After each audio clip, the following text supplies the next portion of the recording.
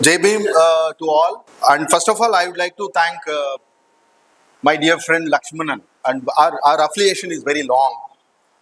And I just don't want to repeatedly speak what we speak in the classroom. And the intensity of the problem of violence on Dalits is a major concern in contemporary times. Even I don't say valorize that. After 2014 it has been increased, but even before that, from Kilnalwal money to till today, not only in Tamil Nadu but across the country, we can see the hate against Dalits and their presence, the very much presence of Dalits in front of you. I mean, you in the sense I'm putting it in a very different context, in front of this so-called, I'm not acknowledging, or I'm not putting ahead the word called privileged upper caste, but I'm putting it the casteist fundamental, groups. I would like to start with a experience which, I mean, after listening again, this is a very interesting review which I heard. Many people have reviewed. I have read it carefully, but your review is fantastic. Not to praise, but I need more critical, because so that how as a scholar one can enrich and 20% of the book has been data has been used, and the book is on free websites. Please download and read. Don't buy. Okay, I haven't wrote this book. I haven't written this book for my commercial or any commercial purpose. Let publisher go on into the death. I don't care. I don't know whether they'll publish next my book or not. That's anyway. Let me come back to what I would like to say. When I was student in masters, doing my research studies in Hyderabad University, where Professor Tirmal is right now here, he will come with many more instances how the embodiment of caste in the dominant spaces, like the example which I would like to give, though personal is political. A girlfriend of mine asked me when I was in the library. In fact, in one of the piece I have written that also. In EPW piece which I have written, a girlfriend of mine who came asked, "What is this? Whenever I see you, you study about atrocities, caste violence, caste issues." So my simple response was that we get birth in conflicts. Of course, conflicts. He said, "What you read on conflicts? Caste violence, all these things." I said, "Look, we get birth in conflicts. Our life is full of conflicts, and we die in conflicts. Our dead bodies are not allowed to cremate in the crematoriums." This is the reality of not only Tamil Nadu, but also across the country, where some places it happens in a very subtle way, but in some places, it happens very blatantly.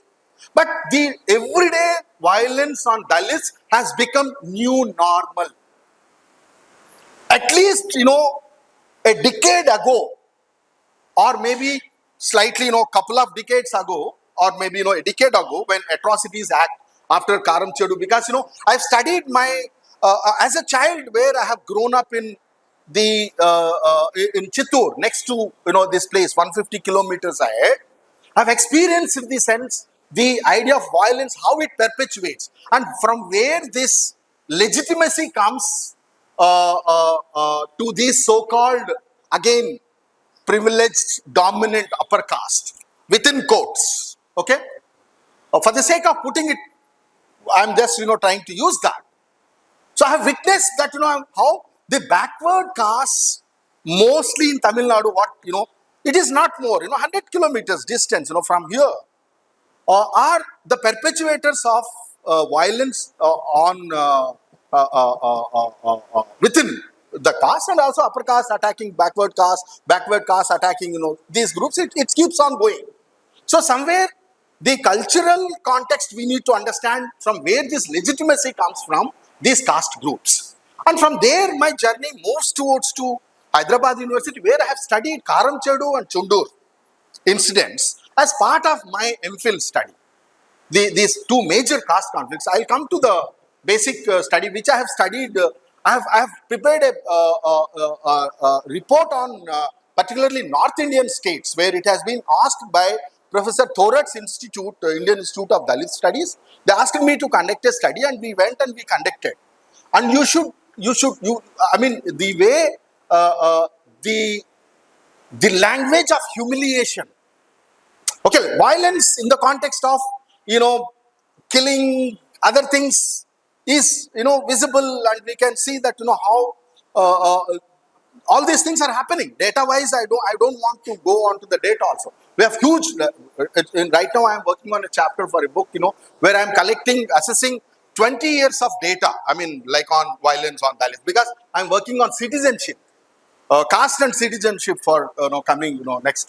So one chapter is on that. Anyway, so then I moved, and then I started understanding atrocities in specific case narrative studies context, Karamchad and Chundur, and with that kind of background, I started understanding the social psychology of the perpetuator. Therefore, this study is not just mapping violence. We do map violence, but what makes the other to think that, okay, whatever I do, I can justify. I can justify in the court of law. I can justify within the society. Where do I live? The proximity of the society. Where do I live?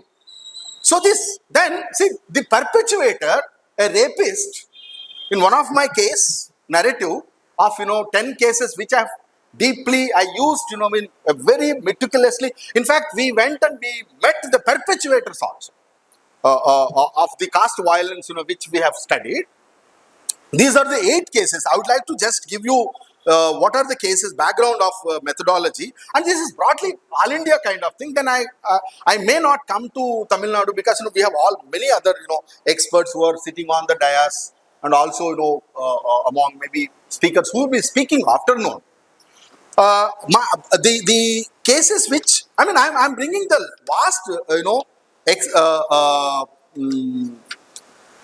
in these cases and selective cases. These are all selective cases. Around 9 cases which we have studied in Haryana, Punjab, Bihar, UP. We call it as Cowbelt, Hindi heartland, where it is known for its communal casteist kind of life words, and there it is using filthy language is very new normal. At least in southern part you can have that assertion. Is it that because again modernity, again, does this modernity really liberating us from this idea of caste? Or is that modernity, by utilizing this modernity, the Dalits or Dalit Bahujans, there are problems by using this nomenclature. People agree, disagree. By only my consent is that to bring certain groups together to think that what is happening. What is the way out also when violence is being used as an instrument. So in South, you have a different kind of assertion where you use modernity. The same modernity can also be used as an assertion. Education in modern institutions make people to question, challenge the system. You go back to a village with a well-dressed, kind of thing. You see that, many caste conflicts, it happened in public spaces where, access to public resources, public spaces, where the other cannot think about your presence. Like if Kaushal Patel Saab Jaisa, if you wear all white and white, people will think that, what is happening to this country? Dalits are wearing a white and white dress in front of us. That is what, so they can't even withstand that, what we are wearing, what we are eating, what we are speaking. You speak good English language, they feel very bad. If you go with a very dignified, appearance, they feel threatened. In fact, they feel threatened. So therefore, somewhere in South, things are different. But in North, even till today, I was just, reading an Indian Express has covered I think 15, 20 days before or 1 month before, a woman has been brutally raped in Uttar Pradesh in a mill, rice mill. It has covered. I mean, the entire story has been covered. How it is happening every day. By this time, in this Hindi heartland, I don't care. Though I am living in Hindi heartland amidst the casteist and communal forces, by this time there would have been rapes, there would have been murders, there would have been arson, there would have n number of whatever I mean. You give the name nature of caste violence, it would be happening. And that is not necessary that South is very good. And we have witnessed the worst form of violence. What Lakshmanan, if we keep on following some reports, what Lakshmanan and others, they do that. Drinking water, you are mixing human excreta in the drinking water. What else in denial of basic fundamental right of drinking water is being denied by this casteist Hindu fundamentalists? I don't care to say this. I would repeat it again. They get legitimacy through this religion which they diligently follow, and it is becoming new norm to accept it. And that is going to be a challenge for us in future. Now, how do we tackle that? That is another set of problems. So this 8-9 cases which we have studied is in Haryana Sonipat, a person was shot dead. These are all 2000, though it is old, but it has its own relevance. That's why I'm bringing that, here. In Punjab, Bant Singh, I don't know how many of you heard about Bant Singh, a very active left activist, Dalit activist, whose hands has been chopped off. Whose 2 hands has been chopped off by these, casteist forces. We went and we met him and we witnessed, we have, engaged with this particular case. In Bihar, 4 cases, 1 beaten to damage 1 eye, beaten to death, shot dead, sexual abuse and beaten to death. And then in UP, beaten to death, sexually abused and physically injured, and the last case is burned to death. So what we did, we tried to figure out not just how did it happen, what did it happen, how did it trigger, and what is the outcome, whether police responded positively or judiciary is responded positively, Atrocities Act has been brought into these cases or not. We haven't done it. I mean, we did it to map the case, but what we did is that we tried to understand that what happens to the victim when perpetrator is freely roaming in front of your eyes. That is the major thing. Suppose a rapist who raped a particular a woman, and he gets bail because the police doesn't act timely, and not only timely but also they implement false cases or they mislead the case, and they don't file it under SC Atrocities Act, where this person will be scot-free and this person will be freely moving. And think about the trauma, think about the agony and the sense of disbelief on the institutions that has been constitutionally guaranteed to us, assuming that justice will be delivered. Justice will be delivered. So therefore, all these cases, 9 cases which we have studied, we in fact in one of the case that's what the language which I would like to just mention here. I'm sorry, I'm not going to use the words exactly, but you can easily sense the words which has been used. In one case, what the perpetuator, when we went and met perpetuators, generally many atrocities cases where perpetuators are not met. We don't meet perpetuators for whatever may be the reasons. We met perpetuators. Why do you did that? I mean, why do you did that? They say, well, these bastards need to be killed. These bastards need to be killed. See the language. And this language is being used and continuously used in front of police, in front of judiciary, lawyers, judges and other, kind of thing. Pausli Patel is there, Saab is there, he knows that, how the entire system functions. I'm just reading 2 lines.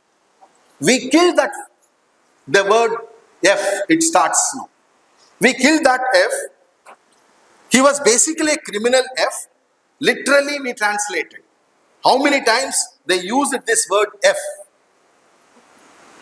And his entire group used to do the similar acts, but as if that, many small, petty things in the village that, many people indulge. Not just, Dalits. Suppose your cattle goes towards to the across the other land, or maybe, you go and pluck some mango. Just a mango. It's nothing. You go and, fetch some water. Okay, some small things, Even see in the much recent atrocity in Tamil Nadu where pollution, you get into the temple, you attempt to get into the temple, in that particular context, you try to beat, you try to burn, this thing. So then, we killed the main criminal. They kept quiet. There were also counter arguments against this particular community called Jaj. As the victim's brother says, data collected from different jails revealed that maximum number of persons in jails are Dalits rather than Jat communities. Why is that? Every time the judicial mechanism doesn't deliver justice to the victims, but they do justice, I'm sorry sir, using this word justice, to the perpetuators, because perpetuators also thinks that, justice will do justice, judiciary will do justice to them. Victim also wants justice, perpetuator also wants justice. The tragedy is, it is caught between these 2 kind of, things. So in all such cases, things went on. You can see that, how even after death, when in one case, when we went and asked the perpetuator, they said, you know what we did? We killed them and we are very happy. And they used all kinds of filthy language. Dead bodies also carry the humiliative language. Even after your death, you are being abused. You are being abused by this so-called system. So how do we understand this kind of entire things that are happening around? So I'm just, within another 5 minutes, 2 minutes or 5 minutes? 2 minutes, what is that, we proposed? Or, with this experience, maybe if it is possible, I would like to ask the institute to give me soft copies so that I can also share with organizers. You people can study, this report, and also otherwise I'll share with Lakshman and he can share with all of you.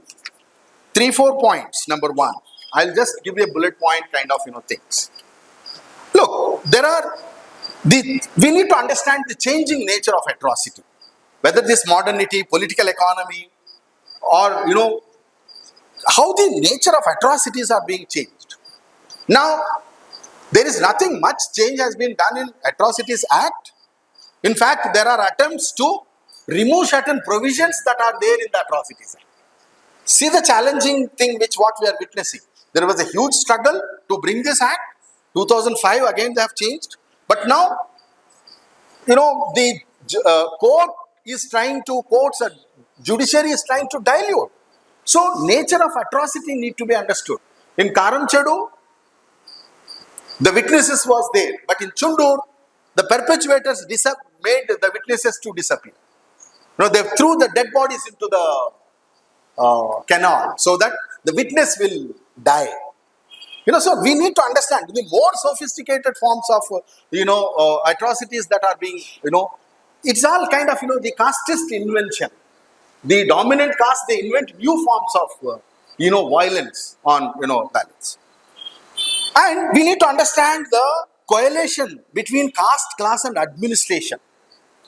See, interestingly, UP is topping on the data. UP is topping.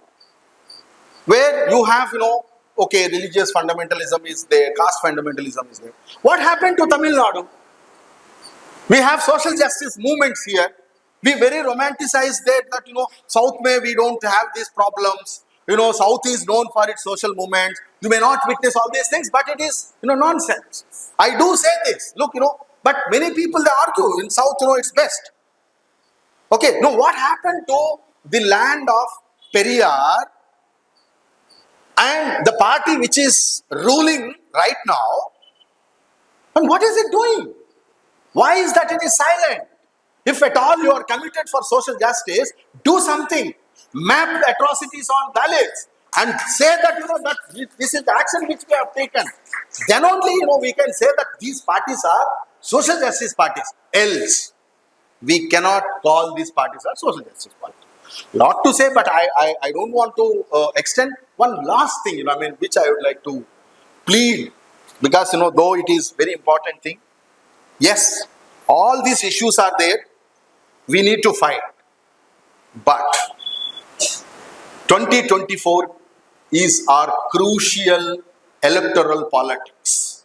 2024, remember, if we lose 2024, we will be betraying our future generations. Our future generations will come and ask us, where is liberty? Where is equality? Where is constitutional value which you have enjoyed for 75 years? You have completely taken over those values from us. Please let us work collectively for 2024. I am not making any political campaign here. Let us defeat communal casteist forces, even if it is necessary to defeat any casteist party who doesn't keep social justice as an agenda. Please work out on that, and we need to collectively work on this. Yes, we keep on working on atrocities, but it is important for us to work on 2024. Thank you, Lakshman, once again, and JB. I'm sorry I haven't done justice for my this thing. Thank you so much.